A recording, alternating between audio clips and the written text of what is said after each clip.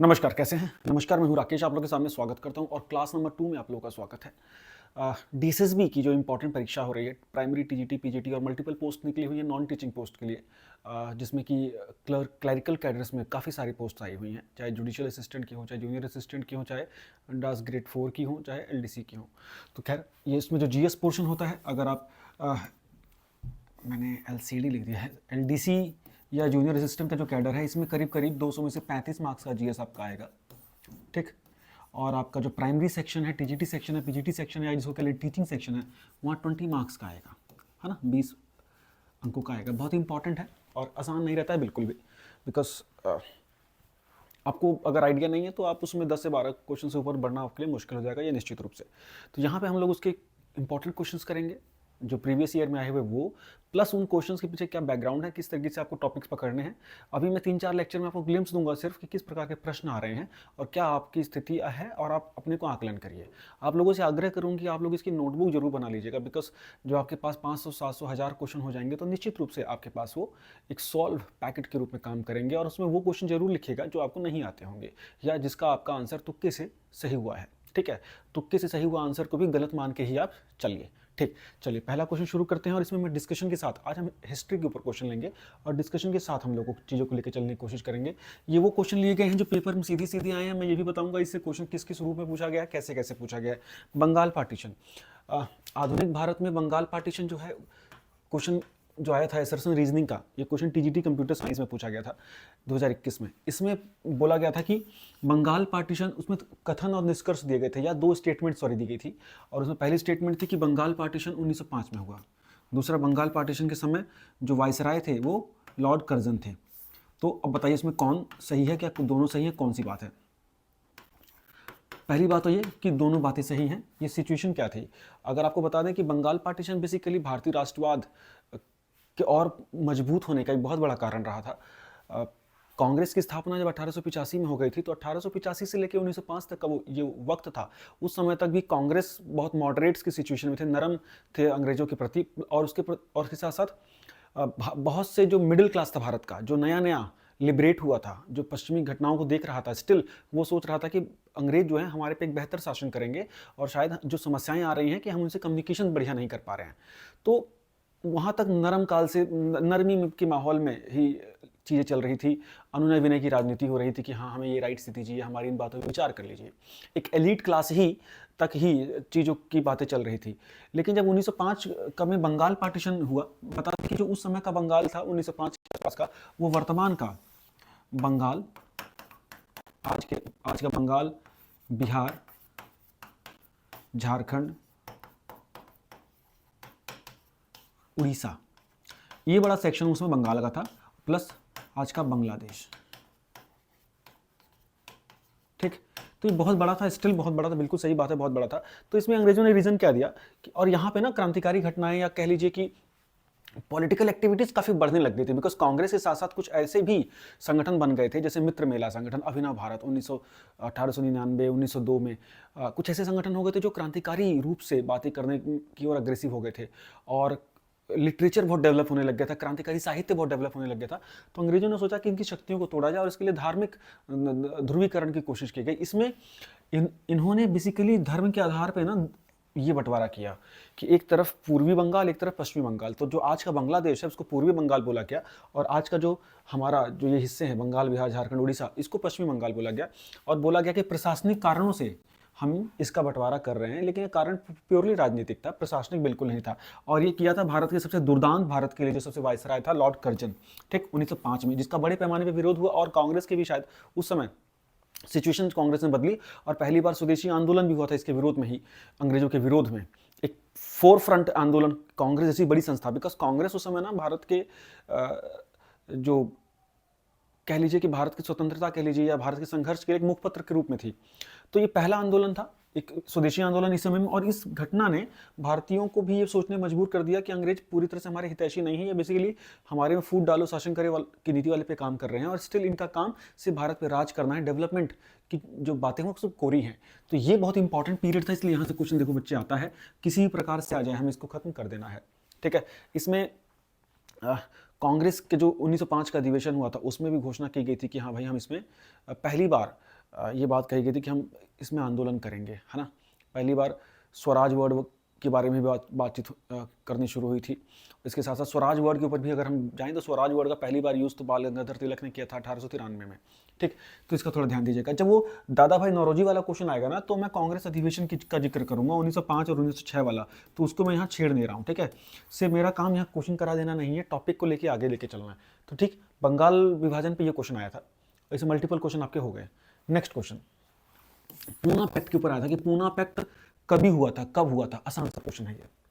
Poona pact देखो 24 अगस्त था, शायद 24 अगस्त 1932 में हुआ था। ये बहुत सिग्निफिकेंट डेट है। अब किसके बीच में हुआ? गांधी जी और बी आर अम्बेडकर, ठीक। क्यों हुआ इसके तह में चले जाइएगा जरूर।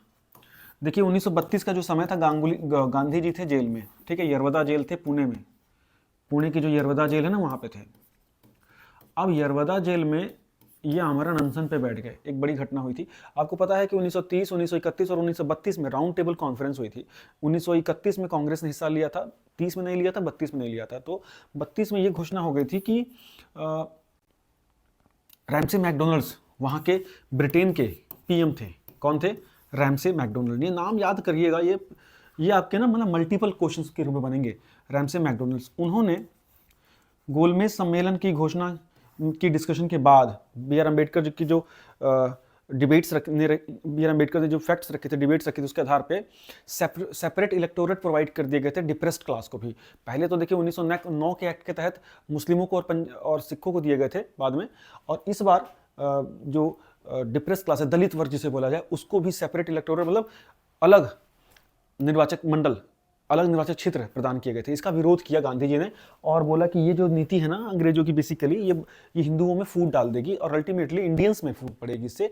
तो इसके लिए फिर, क्योंकि B R Ambedkar ji separate electorate चाहते थे, वो बिकॉज वो इसके प्रवर्तक थे, तो इन दोनों लोगों में समझौता हुआ कि सिचुएशन से हमें बचा जाए, और अल्टीमेटली फिर जाके एक समझौते पर ये लोग पहुंचे, जिसके अंतर्गत जो केंद्रीय विधानमंडल था उसमें 148 सीटें रिजर्व की गई थी डिप्रेस्ड क्लास को लेके, ठीक है। जो दलित वर्ग है उनके लिए 148 सीटें आरक्षित की गई थी, और इस पे जाके समझौता हुआ। तो यही, इसी को पूना पैक्ट के नाम से जाना गया बच्चे। पूना, जिसको आजकल आप लोग पुणे के नाम से जानते हैं, ठीक। डन है, बहुत बढ़िया। नेक्स्ट क्वेश्चन अगर हम चले, नेक्स्ट क्वेश्चन है बुद्ध का पहला उपदेश कहाँ हुआ था। क्वेश्चन तो ये था कि बुद्ध का पहला उपदेश कहाँ हुआ था। तो बता दें, बुद्ध का पहला उपदेश हुआ था सारनाथ में। और ये बुद्ध कौन है? हम इनको महात्मा बुद्ध लिखेंगे। चैनल पे पहली बार है ना तो प्लीज सब्सक्राइब कर दीजिएगा, इतना शानदार कंटेंट मिलेगा आपको, टू द पॉइंट। ऐसी चीजें जो सिर्फ रटाई नहीं जाएंगी, आपको फालतू की चीजें नहीं, सिर्फ कंटेंट होगा, है ना। जो सीरियस स्टूडेंट्स हैं उन्हें बहुत मजा आएगा, जो इनको मौज लेनी है या सिर्फ स्ट्रैटेजी के साथ जीवन बिताना है, उनके लिए तो बहुत कुछ नहीं होगा। लेकिन हाँ, सीरियस कंटेंट यहाँ पे आपको मिलेगा जबरदस्त तरीके से। अगर आप इसको कर लेते हैं तो अंत में एक निश्चित रूप से आपको लगेगा कि हाँ, एक आपने एक निर्णायक प्रिपरेशन की है और किसी ने आपकी निर्णायक मदद की है।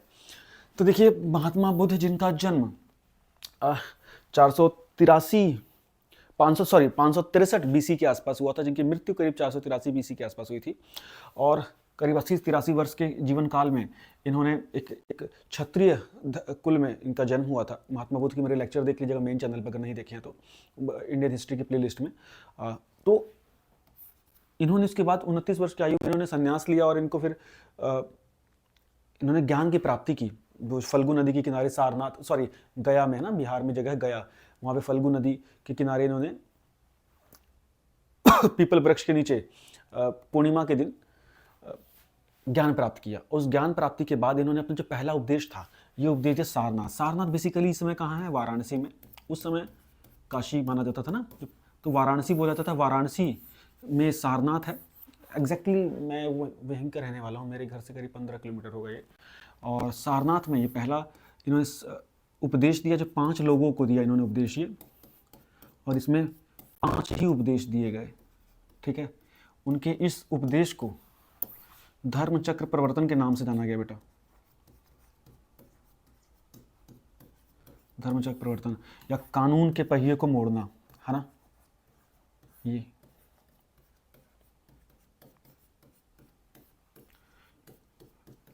इम्पॉर्टेंट है ना। कैसे भी क्वेश्चन आए, एक से एक चिड़िया अनेक चिड़िया, एक क्वेश्चन अनेक क्वेश्चन, इस तरह से करेंगे तो मजा आएगा। ठीक है, नेक्स्ट क्वेश्चन की ओर चलें बच्चे। नेक्स्ट क्वेश्चन है इलाहाबाद प्रशस्ति, या जिसको आप बोलते हैं प्रयाग प्रशस्ति भी। ठीक, क्या है ये, या अकबर के पिलर भी बोलते हैं। ठीक है, इलाहाबाद में अभी क्या है, प्रयाग प्रशस्ति बेसिकली अगर आप देखें तो 370 एडी के आसपास में समुद्रगुप्त, सॉरी अकबर नहीं है, ये मैंने गलत बोल दिया, अकबर नहीं, अशोक के, अशोका पिलर था बच्चे ये, अशोका पिलर, अशोका पिलर जो कि सम्राट अशोक ने 3वीं शताब्दी ईसा पूर्व में इसको स्थापित करवाया था, जो कौशाम्बी से प्रयाग में लगाया गया था, जो आज जिसको इलाहाबाद या प्रयागराज बोला जाता है, वहाँ पे ये स्थापित था। और वो इस इलाहाबाद प्रशस्ति पे समुद्रगुप्त ने काफ़ी चीज़ें अंकित करवाई थी अपनी। ये देखिए बेसिकली जो पहले की हिस्टोरिकल जगह होती थी ना, ये कोई चीज़ें होती थी, उसी पे अपनी भी अचीवमेंट्स या अपने भी इंपॉर्टेंट एस्पेक्ट्स लिखवा दी जाते थे। तो समुद्रगुप्त के दरबारी थे हरिसेन। क्वेश्चन ये था कि प्रयाग प्रशस्ति पे किस शासक के विषय में जिक्र मिलता है, तो ऑप्शन में समुद्रगुप्त है, समुद्रगुप्त है, समुद्रगुप्त के दरबारी थे हरिसेन, हरिसेन ने इस पे अंकित करवाया था इलाहाबाद प्रशस्ति या प्रयाग प्रशस्ति। ठीक है, तो इंपॉर्टेंट क्वेश्चन है ये। समुद्रगुप्त गुप्त वंश के बहुत बड़े शासक थे, सम्राट अशोक मौर्य वंश के बहुत बड़े, बहुत एपिटम थे एक प्रकार के, है ना, बहुत बड़े शासक रहे हैं। 2 बार इनका राज्याभिषेक हुआ था, एक बार 271 बीसी में, एक बार 269 बीसी में। चलिए, मालवा संस्कृति का काल कौन सा था? मालवा संस्कृति, मालवा रीजन बोला जाता है जो काली मिट्टी के आसपास का इलाका है, मध्य प्रदेश का, बहुत उज्जैन के आसपास का इलाका, मंदसौर, है ना, मालवा, उज्जैन, वो पूरा इलाका, वो ये संस्कृति किस काल में पनपी थी? तो पनपी थी ताम्र काल में, ताम्र पाषाण काल।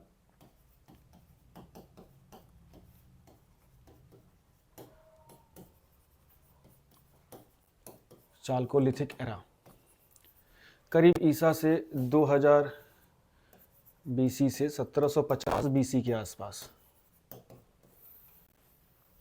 ये पीरियड था। इसका जो रीजन था, इसमें टेराकोटा का यूज वगैरह पूरा हो रहा था, कृषि बहुत डेवलपमेंट हुआ था, शिकारी से चरवाहे की ओर लोग कन्वर्ट हुए इस पीरियड में। दायमाबाद, मंदसौर, उसके बाद भोपाल के नीचे अगर उज्जैन के, उज्जैनी जिसे बोलते हैं, उसके आसपास के इलाके को मालवा संस्कृति का इलाका बोला गया। ठीक है ना, ताम्रयुगीन काल आता है, ताम्रयुगीन भी बोल सकते हैं इसको आप, तांबा वाला काम, ताम्रयुग। ठीक है, ठीक। नेक्स्ट क्वेश्चन, चंपारण सत्याग्रह, कितना बेसिक सा क्वेश्चन बच्चे आ गया है। चंपारण, चंपारण बेसिकली आप देखेंगे तो पश्चिमी बिहार का डिस्ट्रिक्ट है, पश्चिमी चंपारण, पूर्वी चंपारण में 2 हिस्सों में बटा हुआ है। नील की खेती यहाँ होती थी, 3 कटिया सिस्टम था, पता होगा आप लोगों को, और वहाँ मतलब बलपूर्वक जबरदस्ती किसानों की सहमति के बिना नील की कमर्शियल खेती कराई जाती थी अंग्रेजी सत्ता के द्वारा। और वहाँ कंपलसरी था कि व्यक्ति को अपने 1 बीघे में 3 बिस्से, 3 कट्ठा, कट्ठा मतलब बिस्वा, एक बीघे में 20 बिस्वा होते थे, तो उसमें 3 बिस्वे पे या 3 कट्ठा, कट्ठा बिहार में बिस्वा को बोलते हैं, एक नील खेती करना अनिवार्य है। इसके विरोध में राजकुमार शुक्ल, जो वहाँ के लोकल कह सकते हैं सुधारक थे, वो गांधी जी को लेके गए थे। राजेंद्र प्रसाद जी की भी उसमें सहमति थी, और 1917 में ये बड़ा आंदोलन हुआ था। और इनफैक्ट भारत में अफ्रीका से आने के बाद गांधी जी का पहला बड़ा आंदोलन था। ठीक है, तो नील सत्याग्रह के भी नाम से जाना जाता है। सत्याग्रह मतलब सत्य का आग्रह, सत्य के लिए बल देना, है ना, और इसमें उनको विजय मिली थी। तो बहुत फेमस बच्चे जगह में क्वेश्चन आते हैं, बहुत सारे क्वेश्चन हैं इसमें। गांधी जी के सत्याग्रह, 3 सत्याग्रह बड़े फेमस थे, अहमदाबाद मिल आंदोलन, फिर खेड़ा सत्याग्रह, है ना, ये इन्होंने बहुत ज़्यादा जल्दी गांधी जी को ख्याति दिलाई थी। फिर 1920 का आप लोगों को खिलाफत और असहयोग आंदोलन तो पता ही होगा। ठीक है, तो आसान सा क्वेश्चन था। नेक्स्ट क्वेश्चन, कांग्रेस का पहला अधिवेशन कहाँ था? बहुत ही इजी क्वेश्चन था, मुंबई में हुआ था 1885 में। ठीक है, कांग्रेस का हर वर्ष अधिवेशन, जिसको समिट बोलते हैं, बेसिकली दिसंबर के महीने में होता था वो, और बड़े क्रांतिकारी रहे हैं हर समिट, बहुत सारे समिट इंपॉर्टेंट रहे हैं, जैसे 1929 वाला, 1931 वाला, 1920 वाला, 1916 वाला, 1915 वाला, 1907 वाला, 1905 वाला, 1906 वाला, इसमें क्वेश्चन घूम के आते हैं। तो 1885 में इसकी स्थापना हुई थी। एओ ह्यूम ने इसकी स्थापना में बहुत बड़ा रोल अदा किया था। कांग्रेस की स्थापना के पीछे बहुत बड़ा रीज़न था कि अंग्रेज बहुत आश्वस्त होना चाहते थे कि जैसे 1857 का विद्रोह हुआ था ऐसी ही कोई दुर्घटना ना हो जाए, ऐसा कोई आंदोलन ना क्रिएट हो जाए, इसलिए भारतीयों को कुछ तो दे दो। तो इसके लिए उन्होंने एक संगठन के रूप में कांग्रेस की स्थापना करवाने में मदद की भारतीयों की। एक पढ़ा लिखा एलीट क्लास जो कि पश्चिमी सभ्यता से थोड़ा सा प्रेरित था और देख रहा था कि दुनिया में कैसे किस प्रकार चीज़ें हो रही हैं और कैसे शोषक और शोषित वर्ग आपस में एक दूसरे से संघर्ष करके अपने अपने राइट्स के लिए लड़ रहे हैं। तो अनुनय विनय करके हम भी अपने राइट्स की बात करेंगे। इस स्वरूप से कुछ लोगों का एक संगठन डेवलप हुआ जिसको कि कांग्रेस ने जो कांग्रेस के रूप में जिसका जन्म हुआ, और अंग्रेजों ने इसको थोड़ा सपोर्ट किया बिकॉज उनका ये था कि एक ऐसा प्लेटफॉर्म है यहाँ आके जो इंडियंस अपनी भड़ास निकाल लेंगे और कोई अंडर करंट डेवलप नहीं होगा, मतलब अंदर अंदर कोई आंदोलन तैयार नहीं हो पाएगा। इंडियंस को भी लगेगा कि हाँ उनकी बात को सुनी जा रही है, उन्हें कोई प्लेटफॉर्म दिया गया है, दैट्स ऑल।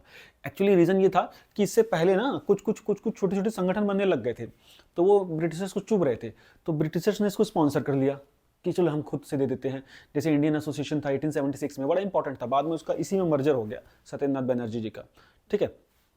खैर, तो ये इंपॉर्टेंट है, ठीक है। नेक्स्ट, सांची के स्तूप का निर्माण किसने करवाया? सम्राट अशोक, सम्राट अशोक, सम्राट अशोक। सम्राट अशोक ने बहुत सारे स्तूपों का निर्माण करवाया था बिकॉज वो बौद्ध धर्म से प्रेरित हो गए थे कलिंग वॉर के बाद, ठीक है ना, याद रखना, आसान सा क्वेश्चन है।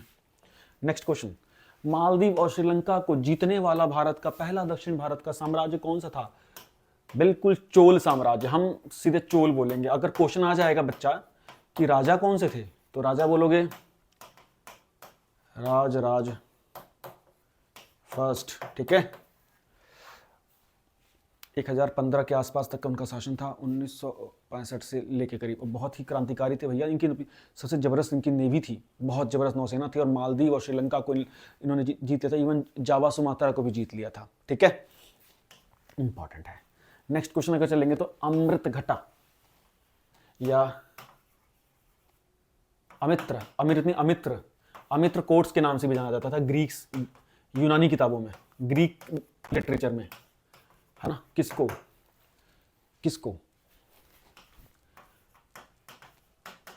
बिंदुसार को, ठीक। बिंदुसार जो अपने दुश्मनों का स्लेयर्स हो, काट मतलब दुश्मनों को हराने वाला, दुश्मनों का काल, उसको ना संस्कृत में अमित्र घटा, और यूनान में मतलब इनका यूनानी लिटरेचर में इनका जिक्र मिलता है अमित्र कॉट्स, ठीक। डन है। नेक्स्ट क्वेश्चन, दांडी मार्च के ऊपर क्वेश्चन आया था भाई। दांडी मार्च आपको पता है 12 मार्च 1930 को गांधी जी ने 72 लोगों के साथ एक यात्रा शुरू की थी, करीब 390 किलोमीटर की, 250 मील के आसपास की यात्रा थी, जिसमें कि साबरमती आश्रम जो कि अहमदाबाद में उनका अपना आश्रम था, वहाँ से दांडी जो कि समुद्र के तट पे पड़ता था नवसारी डिस्ट्रिक्ट में, वहाँ तक के लिए एक यात्रा की थी। और यात्रा थी एक विरोध में कि जो नमक बनाने के ऊपर जो अंग्रेजों का अधिकार था, एकाधिकार था एक्चुअली, उसको तोड़ा जाए और भारतीय भी नमक बना सकते हैं। और इस कानून को तोड़ के उन्होंने अपना विरोध प्रकट किया, और इसी के साथ साथ सिविल डिसोबीडियंस मूवमेंट 1930 में इन्होंने स्टार्ट किया। 12 मार्च को ये शुरू हुआ था आंदोलन, ये पदयात्रा, और 6 अप्रैल को इन्होंने जाके 5 अप्रैल को पहुंचे, और 6 अप्रैल को इन्होंने एक कानून नमक बना के तोड़ा। पहले अंग्रेजों के पास ही प्रिविलेज थी कि वही बनाएंगे, ठीक है। तो ये बहुत इंपॉर्टेंट इवेंट था। और इसी इवेंट के बाद सिविल डिसोबीडियंस मूवमेंट या सविनय अवज्ञा आंदोलन, गांधी जी के अपने जीवन का दूसरा बहुत बड़ा आंदोलन शुरू हुआ था, ठीक है। तो इंपॉर्टेंट है ये दांडी मार्च, ठीक है ना। हाँ जी।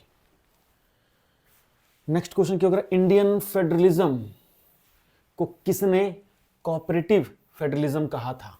अब इसका आंसर देना है आपको, है ना, इसका आंसर देना है आपको, गूगल कर लीजिएगा। किसने कहा था कि इंडियन फेडरलिज्म कोऑपरेटिव फेडरलिज्म है? कोऑपरेटिव फेडरलिज्म मतलब सेंटर और स्टेट। संघवाद का मतलब क्या होता है? संघवाद मतलब एक ऐसा राजनीतिक व्यवस्था जिसमें एक केंद्र होता है और कई सारे राज्य होते हैं, और कई सारे राज्यों को मिलकर एक संघ बने, है ना, इस टाइप से। जैसे यूएस में है कंप्लीट फेडरलिज्म है, भारत में भी संघीय व्यवस्था है, सेंटर भी है स्टेट भी है, लेकिन कंप्लीट फेडरलिज्म नहीं है। कंप्लीट फेडरलिज्म या आदर्श संघवाद में राज्यों को बहुत ज़्यादा ताकत होती है, लेकिन भारतीय संघवाद में क्या है, सेंटर है, स्टेट की अपनी आज़ादी है, सेंटर की अपनी आज़ादी है, लेकिन कुल मिला के कई मामलों में केंद्र के पास ज़्यादा ताकत है, तो वो थोड़ा सा व्यवस्था एकात्मक हो जाती है। तो इसीलिए इसको बोला गया है कि आपस में एक दूसरे को कॉपरेट करके करने वाला फेडरलिज्म कोऑपरेटिव फेडरलिज्म कहा जाता है। ये किसने बोला था इंडियन कॉन्स्टिट्यूशन को कि कोऑपरेटिव फेडरलिज्म है, बता दीजिएगा। ठीक है, चलिए तो आज के हमारे क्वेश्चंस हैं इतने। उम्मीद करता हूं लेक्चर अच्छा लगा होगा। आप लोग इंटरेस्ट दिखाएंगे तो बड़े लंबे लंबे वीडियोस लेके आएंगे। Thank you so much. Channel में पहली बार है तो do subscribe, telegram group join नहीं किया जरूर करिए। Thank you so much, bye bye.